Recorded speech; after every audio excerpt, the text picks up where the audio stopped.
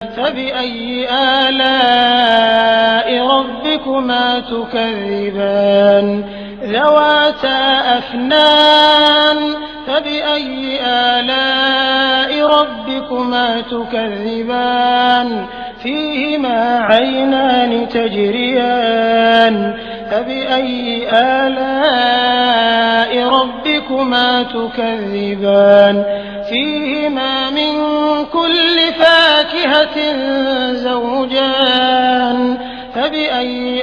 آلاء ربكما تكذبان متكئين على فرش